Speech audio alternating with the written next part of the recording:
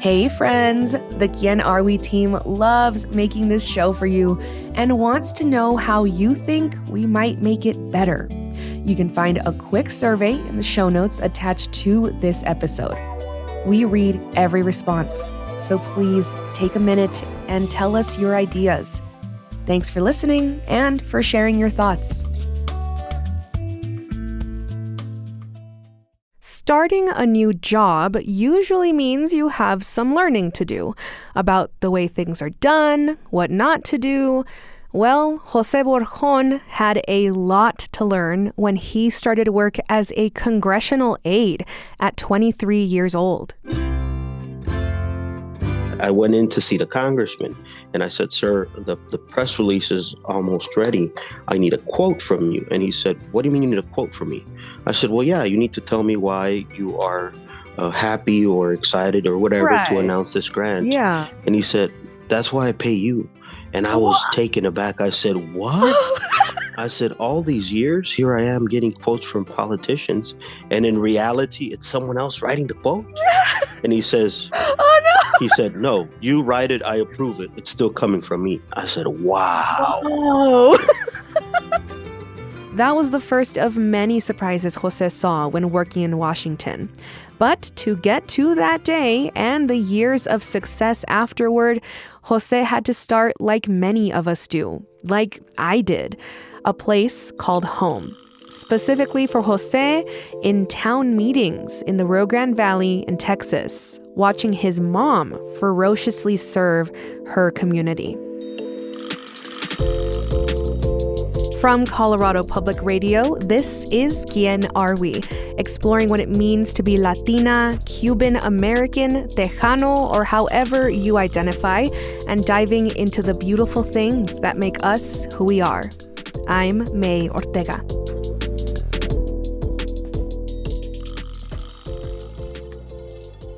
Brownsville, Texas is across the Rio Grande River from Matamoros, Mexico. Brownsville is part of the Rio Grande Valley, where I spent the first 22 years of my life, born and raised. Brownsville and Matamoros are so close to each other, people literally walk across the International Bridge for work, school, or just to spend an afternoon, like my family and I used to do all the time. Jose Borjon is proud to be part of the mix of flavors and traditions in the valley. I'm a first-generation proud Mexican-American born in Texas. I was about 6 or 5 when I moved to the valley. And then I made a whole life in the valley. I went to elementary school there, middle school, high school, college.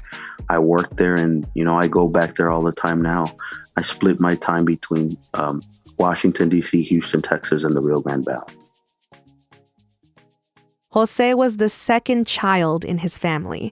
He would have had an older sibling, but his parents' first child died from illness soon after birth.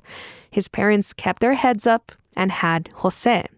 Then 1 year later, his little brother Juan came into this world. Jose started life in Houston, then moved 300 miles south to Brownsville to be closer to family. Jose has vivid memories about arriving in the valley. One image in particular still reminds him of home. The palm trees. When I drove from Houston to Brownsville, and every time still today, you're in the valley, you're getting to the valley when you see those palm trees in Raymondville, and it just brings a sense of happiness, a sense of, we're here, we're south. Another thing that connects Jose so strongly to the Rio Grande Valley is his mother, Paula Borjon. My mom was, she was a force of nature when it came to politics and to helping people and to trying to better the community. She was always arguing some point, either at the school board or the city commission or in the Texas legislature. She was always doing something. And at every meeting, her 2 little boys would be in the room. And sometimes Jose would listen in. We were 6, 7, 8 years old, 9. After school, we'd go to these meetings and we'd take our bag and we'd take a little snack and we'd sit in the corner and do homework or color, but I was always intrigued by the meetings because I'd see that there was always these men, usually men, that carried around a briefcase and wore a tie, were always hurried. And I'd ask my mom, well, who's that person? And she'd be like, that's the city manager. And I'd be like, oh, well, I'd like to be like him one day because he seems very busy and like people seem to, come to him needing things. And just as interested, I was interested in the reporters that would cover the stories. Because the next day in the paper, there would usually be a story about the city council meeting and the things that were discussed. And I'd ask my mom, can you buy me the paper? Because I want to read the story and I want to make sure what happened in the meeting is what's reported in the story. And believe it or not, there was once or twice that I caught some errors in the stories that were reported. And so I'd tell my mom, this is wrong in the story. My mom would be like, stop, Jose. Oh my God. You're being too much. But that activism and me spending those times and hours in the evening with my mom and my brother in the city council meetings is really what led me to want to help people.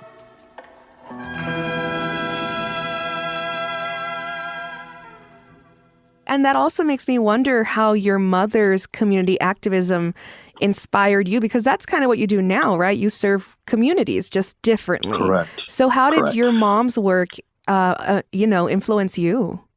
Oh, my mom's work influenced me all the time, every day, still today. My mom was very dedicated. She knew what she wanted. She knew how to get there. And if not, she figured it out. Mm-hmm. My mom was always thinking way ahead of the curve. She's like, this is going to be a problem 5 years from now. And I'd be like, why? And she'd be like, because of this and this and this and that. I'd be like, wow. And so, it gave me vision and it gave me the understanding that where there's a will, there's a way. Mm-hmm. And my mom's will was always very, very strong.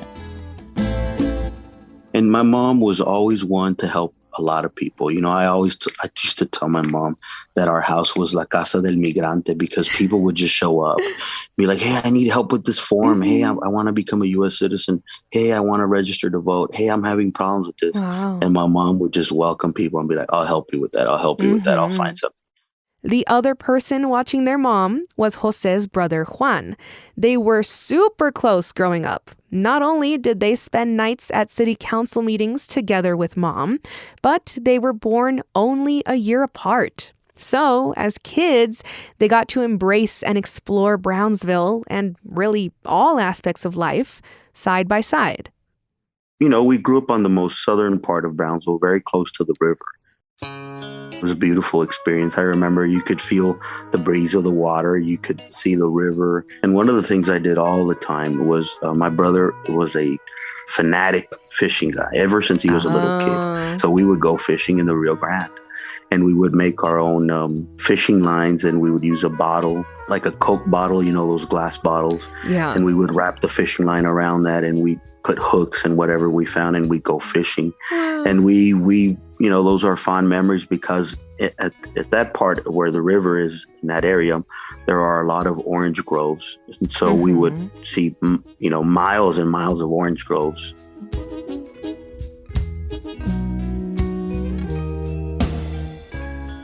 And so, a lot of people come over to the U.S. illegally by crossing through the river. Yes. So was there a moment that you remember seeing people crossing to the U.S. that way?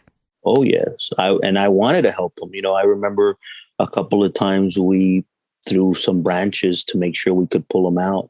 And then depending on the river, how low or high the water is, people can sometimes cross the river and the water will reach up to their ankles or maybe their legs above their knee. But sometimes the river is very deep and very, very treacherous. And so what we would do is when we saw those people, we would either give them a branch or try to get the bag with their clothes so that they could get it. And then from there, they would enter the country. I wanted to help those people. I didn't really have a concept that defined about how bad of an issue they were getting into. But I knew they were coming here because they wanted to help their family. Helping family and experiencing hardship is something that Jose understood very well. When the Borjon family first got to Brownsville, all 4 of them moved in with his mom's sister, Tia Maca. It was very difficult. It was a very small house. It's tiny. It's 2-bedroom, 1 bath, a living room and a kitchen. And we didn't have a room, and we had to sleep on the floor. The feelings I had sleeping on the floor, that was a big part of my life. Big part. And I think one thing is that I always saw life and I said, I got to do more. I have to do what I can to get ahead. And I never gave up, right? The Borjon family would eventually move out of Tia Maca's tiny 2-bedroom apartment. So we lived with her from when I was 5, 6 till I was about 13. Okay. And then through a lot of hard work, my parents built their own home in the northern side of town, closer to another school, a little bit better of a neighborhood, if you would. And we moved. And I was really mad the first couple of weeks when we moved to that house because I was so used to eating my Tia Maca's food, her rice, her beans, her picadillo, her enchiladas, or whatever it was, her mole. And moving, and then my mom had to cook because really before that, my mom didn't really cook because my mom was always going to school or working. And my Tia Maca did everything for us. She helped us in every way. Yeah. But then my mom had to cook and I was really mad. I was like, this food does not taste like my Tia Maca's food. And I was bothered by it. So it took me a while. Send me back.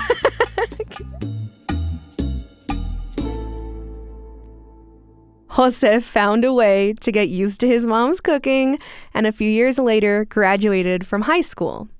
At this point in his life, Jose knew he wanted to go to college, but he didn't know what he wanted to pursue as a career.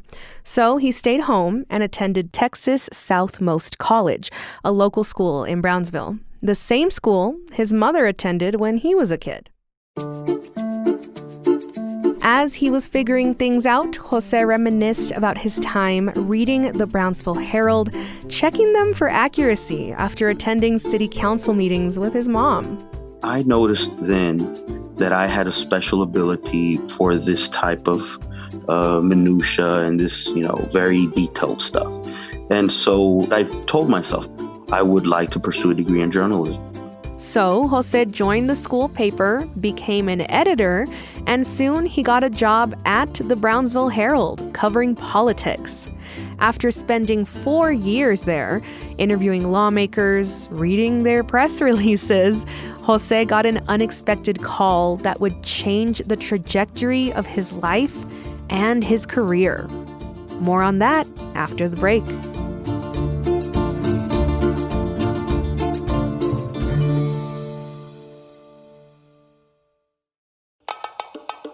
Hey there, I'm Anna Campbell. And I'm Andrew Villegas. We both work as editors on Quién Are We? We are just two of the many people who help make this show. And we want Quién Are We to be a place to hear stories of Latino joy. It's the kind of show we always wanted to hear in our podcast feeds. So our team here at Colorado Public Radio made that show for you. If you care about these kinds of stories, there's an easy thing you can do to help. Take a moment and tell 2 friends about the show. That's it. Tell a friend or 2. Thanks for listening and for helping to spread the word about Quién Are We?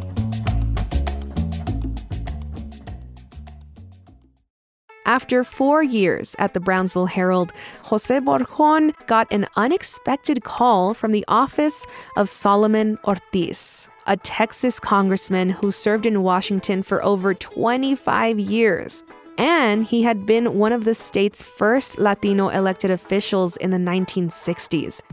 Congressman Ortiz asked Jose to join his team as their new communications director. For Jose, this was a chance to take the mission of public service that his mother had instilled in him to the next level. So Jose jumped at the opportunity, even though he basically had no idea what was to come. I had never been a spokesman before. I had never been to Washington before. And so it all really just happened very, very quick. The congressperson, Solomon Ortiz, offered me a position. And within 10 days of that offer, I was in Washington, D.C. I literally packed 2 suitcases full of clothes So on my way to the airport to fly to Washington, my dad stopped at Burlington Coat Factory and he bought me a coat because having grown up in deep South Texas, I didn't have one. Yeah. And my first meal that night, I went into a 7-Eleven and I got a slice of pizza and a Coke, and that's what I drank and ate the first night.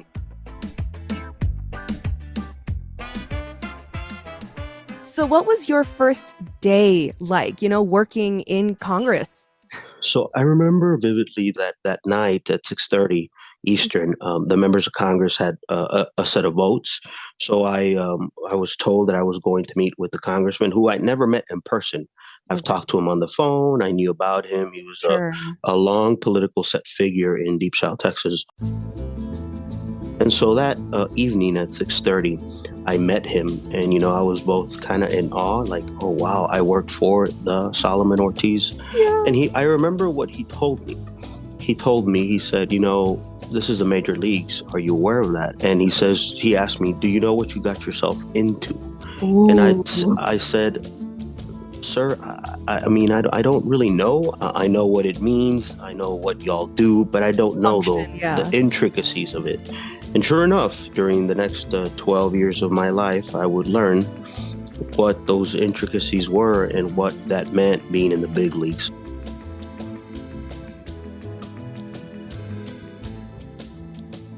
Over the next 12 years, he climbed the ranks all the way up to becoming a chief of staff, the highest position in any congressional office. Jose worked with many elected congresspeople over the years. He had a hand in advising them on issues about foreign affairs, national financial services, and he worked closely with members of the Congressional Hispanic Caucus. Jose had risen beyond his own expectations. He embraced his mother's passion for public service so strongly that it became his passion too. And he carried it all the way to the top of Capitol Hill. All of those nights spent with his mother and his brother at City Hall turned out to be more than just a way to pass time together. It brought meaning into Jose's life. But then, in the middle of 2020, Jose got some bad news. It was about his mom. I remember her first telling me that she was feeling sick with these bone pains around April or May. And then Mother's Day came around. My dad said that she had been feeling a little sick, but things were okay. This was right when the pandemic had hit. There was a lot of hold on doctors being able to see patients. Right. There was delays. The doctors were trying to figure out how to best continue to practice medicine, given that this pandemic was full-fledged, right? And we didn't have anything. We didn't have vaccines. We didn't have testing. We didn't have anything. When tests became available in the summer of 2020, Jose's mom tested positive for COVID-19. She had a unique case in that she continued to test positive for months. Jose felt like something else was wrong. So after weeks of making calls and asking around, he finally got a specialist to see her. I was able to get her a test at one of the oncologist hematologists in the valley. He said, your mom has what's called multiple myeloma, which is a type of blood cancer that affects the production of blood in the bones. By the time they received the diagnosis, the disease had already progressed significantly. And by that point, there wasn't much anyone could do. As her condition got worse, Jose's mom began to slip in and out of consciousness. She was not all there anymore, but I told her I loved her and I gave her a kiss and that we would be, in contact. While she was in the hospital, Jose's mom began testing positive again. So Jose and his family weren't allowed to be by her side anymore. And I pushed a little bit. I tried to see if I could go in there. They weren't really budging. And so I saw her take her last breath through a glass window. She passed away October 27th at about 1 p.m. Central Time. Yeah, I'm so sorry. What was that like for you? Oh, man. My mom, I never got to tell her how much I appreciated everything she did for me. But if it wasn't for her, I don't know that we would be here.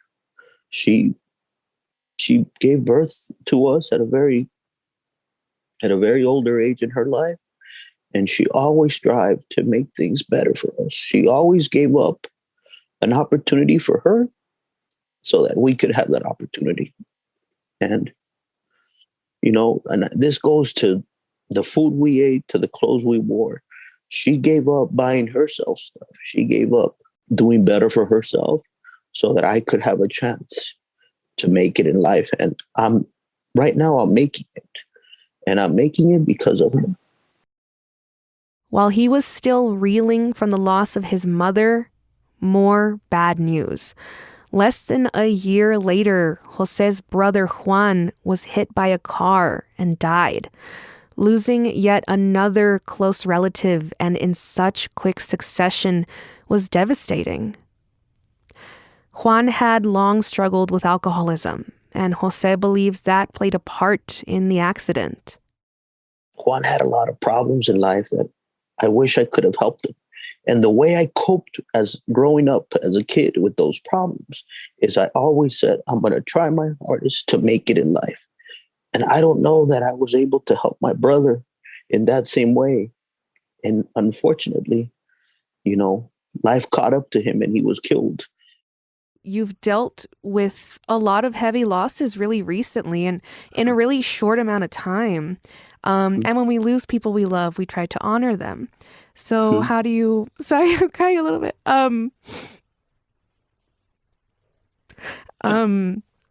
So how do you try to honor your mother and your brother in your life and through the work that you do? Every day I think of them.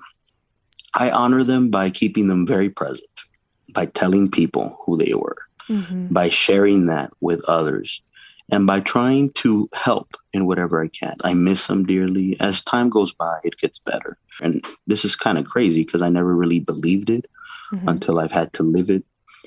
But it is true. You learn to mourn them differently, and you learn to grieve people differently. Yeah. And they bring, rather than sadness, it brings you happiness. It takes time to get there, but people get there.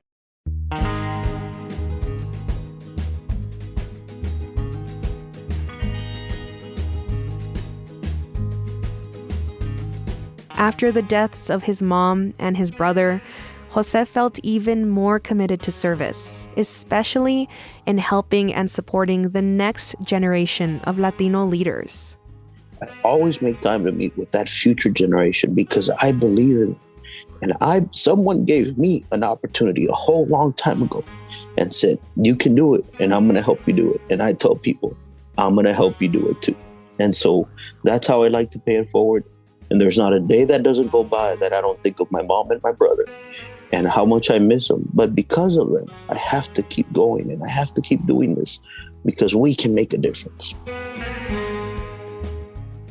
In December 2021, Jose gave a commencement speech at his and his mother's alma mater, Texas Southmost College, a school that serves the Brownsville community and has a 95% Latino enrollment.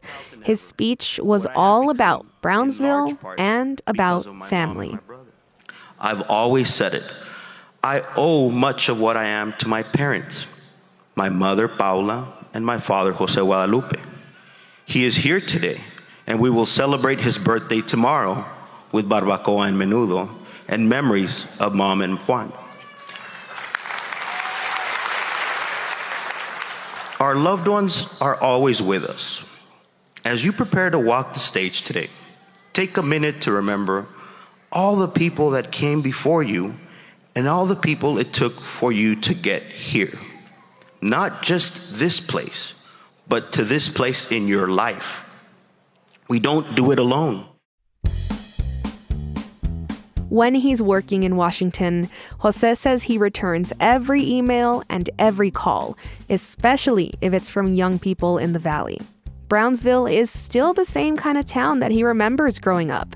9 out of 10 residents are Latino, most of Mexican heritage, a town of people just like him.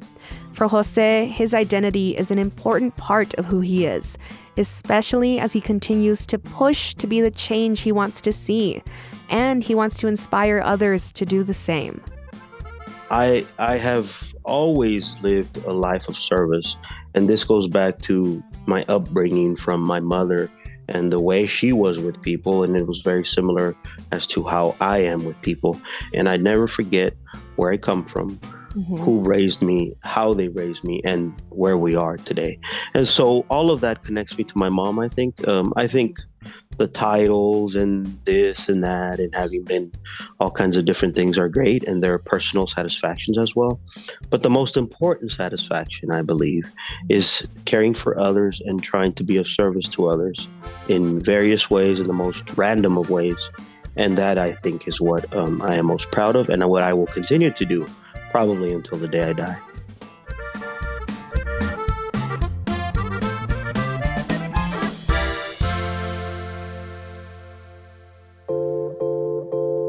Jose Borjon now works as a senior policy advisor for a law firm in Houston, still advocating for the people of South Texas in the nation's capital. He splits his time between 3 places: Washington, D.C., Houston, and, as always, the 956. I'm May Ortega. This episode was produced and mixed by Luis Antonio Perez. It was edited by Erin Jones and Andrew Villegas. Pedro Lumbrano wrote our theme music. You can find a list of everybody who helped make this episode in the show notes. Quién Are We is a production of Colorado Public Radio.